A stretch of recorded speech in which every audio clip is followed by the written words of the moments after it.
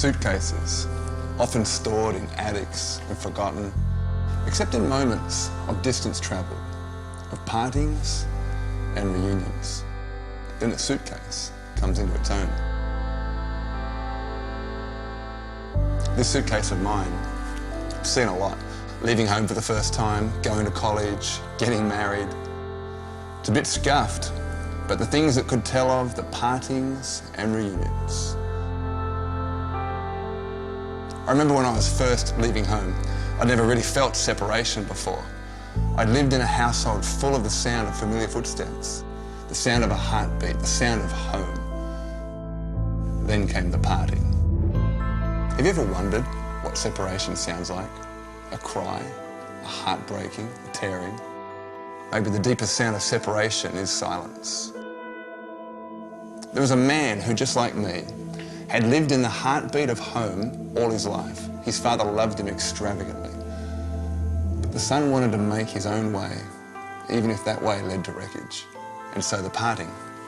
With the father's heart breaking, with distance travelled, the son entered the sound of separation, the sound of silence. In the son's parting, did the sound of home ever cease? Or did the sound of home just get further away so the son could no longer hear it? Step by step, the silence of separation became louder than anything else. Jesus told this story, a story of parting and reunion. For he knew there had been a parting between us and the Father. We had made our own way, even if that way led to wreckage. We had turned our backs on home.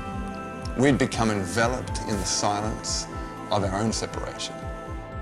But the Father loves us extravagantly. So into the silence of our separation, he sounded a welcome of home for the longing of every heart. The Word made flesh, the Word named Jesus. Jesus. Familiar footsteps walked the dusty streets. As Jesus entered our silence, as Jesus embraced the abyss of our separation, the parting, hands pierced, body torn, a last cry, and then the sound of silence. On that cross, Jesus stepped into the silence of death itself. He entered the depths of our separation. He filled the silence of separation with the sound of the Father's extravagant love. He filled our silence with the sound of home, the sound of a heartbeat. Jesus, the sound of home.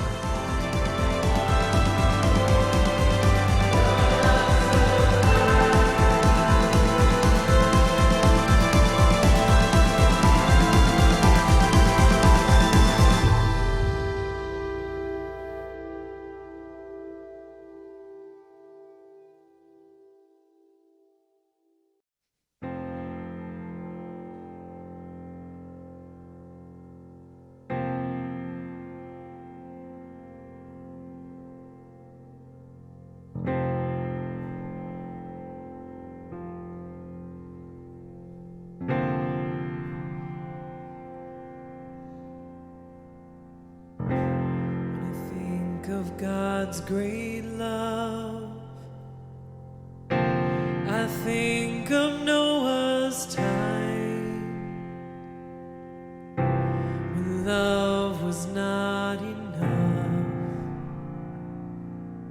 and man was forced to die.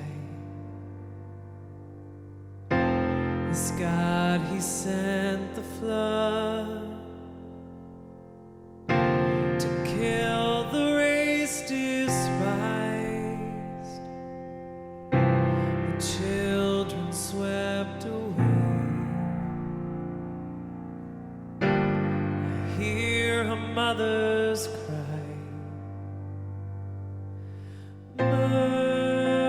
Mercy, Lord, have mercy. Mercy on me. Every soul in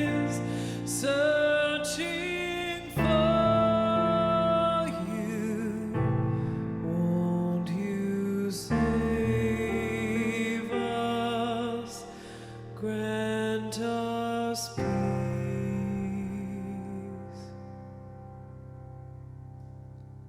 O distant God above, why do you make us blind with eyes that cannot see? We seek but do not find.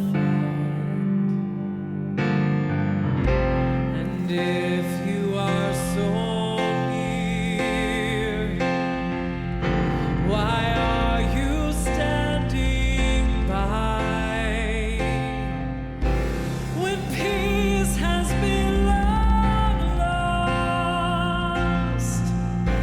Please hear your children cry. Mercy, Lord, have mercy.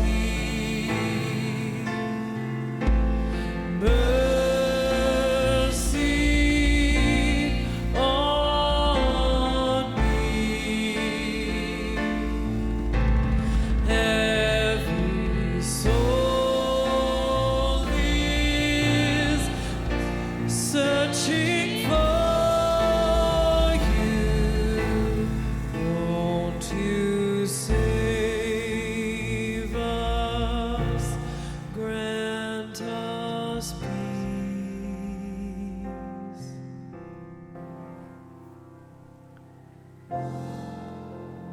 The soldiers led Jesus away into the palace, that is the praetorium, and called together the whole company of soldiers.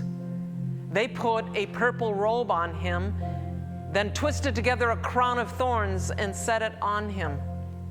And then they began to call out to him, "Hail, King of the Jews!"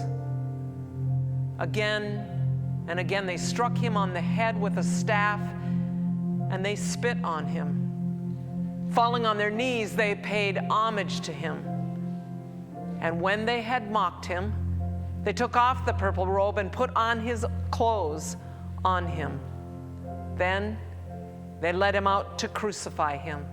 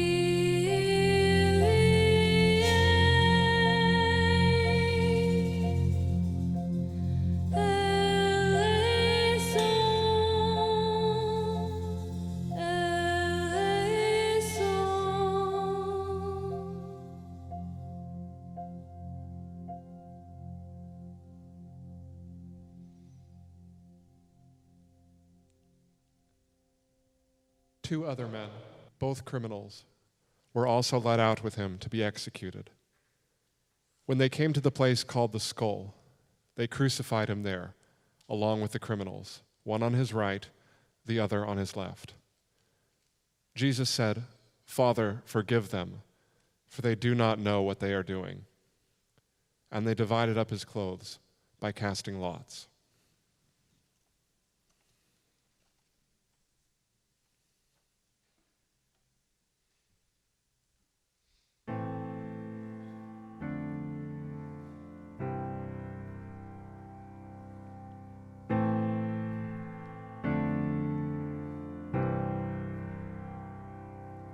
I'm a stranger in a foreign land, passing through. When will I be home again? You remind me nothing here is permanent, but your word and your faithfulness. I was hungry, I was thirsty, I was weary. You let me in. When love became a refugee, He became my refuge. When love became a prisoner, He set me free. The widow and the orphan became the bride and children when He stole my heart between two thieves. That's when love became the least of these.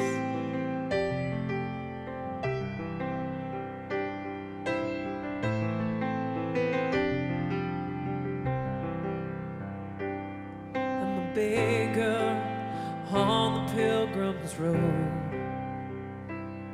chasing echoes of a voice I hear among the poor. I'm a stranger in a foreign land, and oh, the memories of the love that calls the broken things to mend. When love became a refugee, He became my refuge. When love became a prisoner, He set me free. The widow and the orphan became the bride and children when He stole my heart between two thieves. That's when love became the least of these.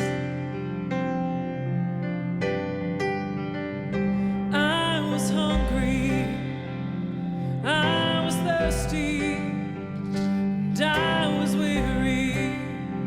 You let me in.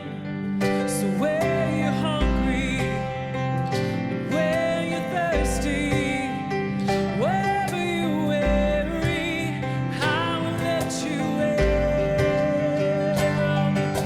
When love became a refugee, He became my refuge. When love became a prisoner, He set us free. The widow and the orphan became the bride and children when He stole my heart between two thieves. That's when love became the least of these. When He stole my heart between two thieves. That's when love became the least of these.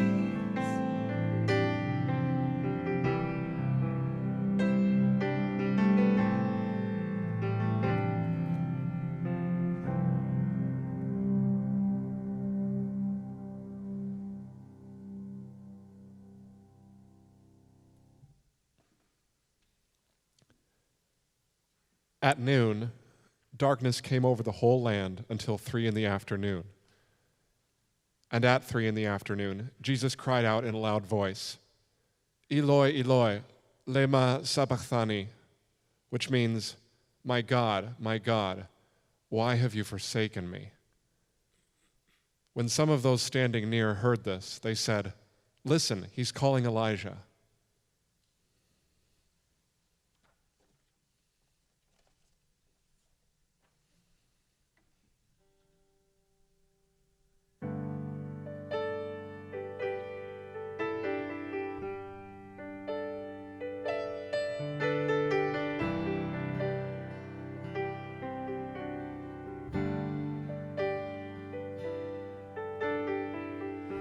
It's enough to drive a man crazy.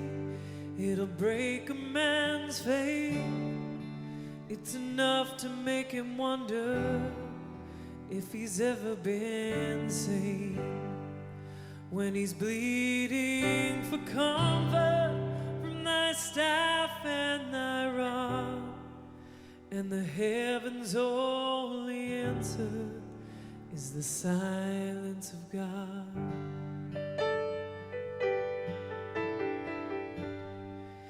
And it'll shake a man's timbers when he loses his heart, when he has to remember what broke him apart. This yoke may be easy, but this burden is not. When the crying fields are frozen by the silence of God. And if a man has got to listen to the voices of the mob, who are reeling in the throes of all the happiness they've got, when they tell you all their troubles have been nailed up to their cross, what about the times when even followers get lost? 'Cause we all get lost sometimes. There's a statue of Jesus on a monastery knoll in the hills of Kentucky, quiet and cold, and he's kneeling in the garden, as quiet as a stone, and all his friends are sleeping, and he's weeping all alone. And the man of all sorrows, he never forgot what sorrow is carried by the hearts that he bore. So when the questions dissolve to the silence of God, the aching may remain, but the breaking does not. The aching may remain, but the breaking does not. In the holy, lonesome echo of the silence of God.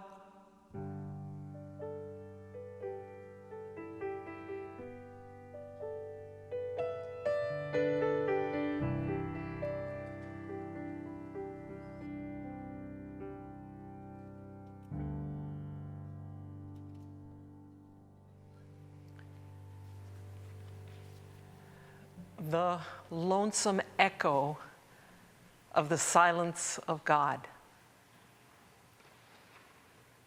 I'm tempted to say this is a Good Friday like never before. But then I'm reminded that on the first Good Friday, Jesus' disciples were all dispersed and hunkered down in their own homes, hiding, fearful for what might happen next, literally fearful for their own safety and for their very lives. They had no idea what had happened and what was going to happen. That first Holy Week, in fact, was not normal at all. And that Friday night was very different than any other night they had ever experienced.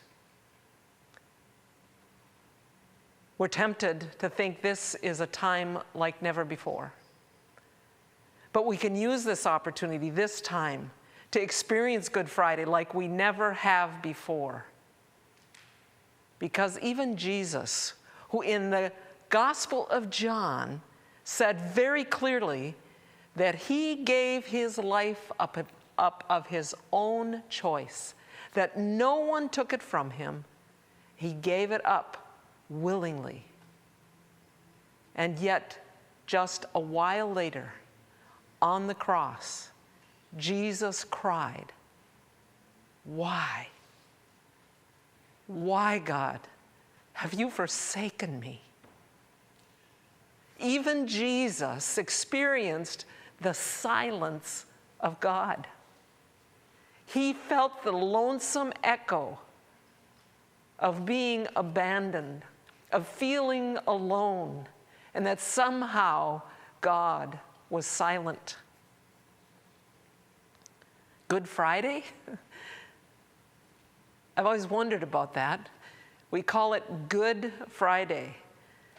And it was that very time, that Friday, when Jesus hung between two thieves and gave up his life and cried out in his own mysterious abandonment, cried out, "Why?" This week, perhaps more than any for many of us, we've been asking that question. Why? Why? It echoes. But Holy Week and Good Friday is an opportunity like no other. And perhaps for some of us, this particular Good Friday is an opportunity like no other. We have an opportunity to experience the extent of God's love and mercy, the depth of the pain alongside of the mercy and the love. We have a chance to experience waiting, perhaps like we have never, many of us, had to ever wait before. And we have an opportunity, like Jesus himself on that first Good Friday, to experience both despair and hope in the same moment, in the same time, one right close next to the other. This, my friends, is what Good Friday is all about. Jesus gave up his life willingly for you and for me.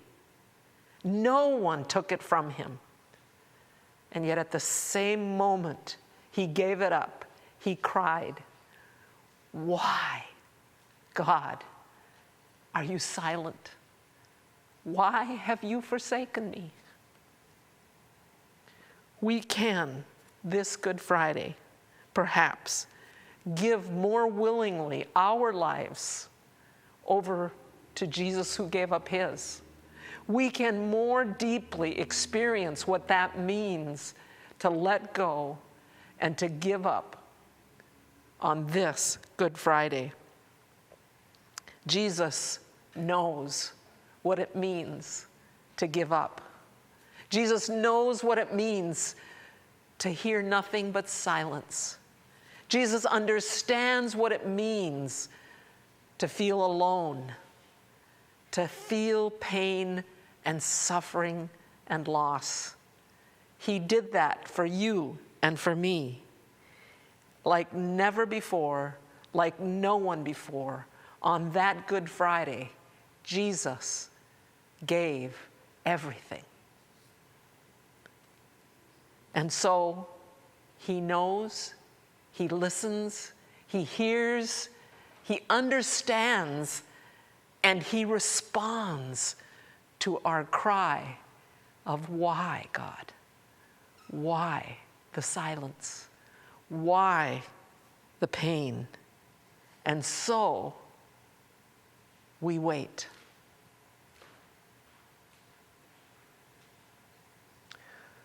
When he had received the drink, Jesus said, "It is finished."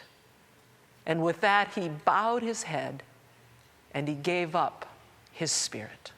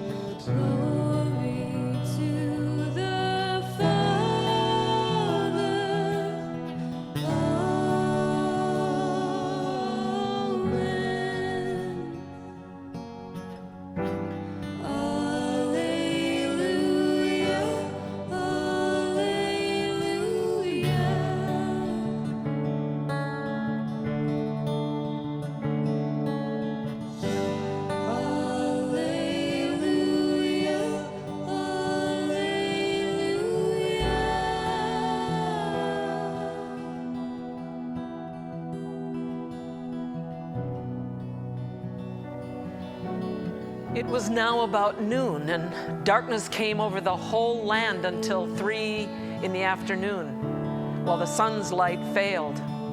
And the curtain of the temple was torn in two. Then Jesus, crying with a loud voice, said, "Father, into your hands I commend my spirit." And having said this, he breathed his last.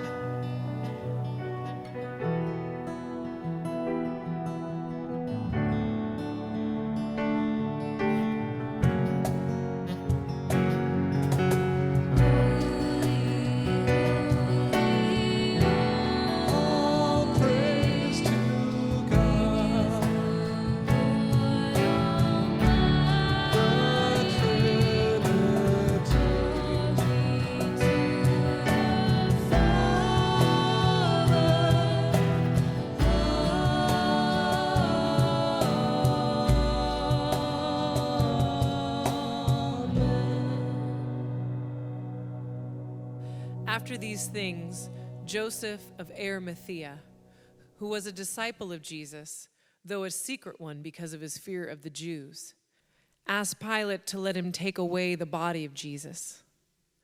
Pilate gave him permission, so he came and removed his body.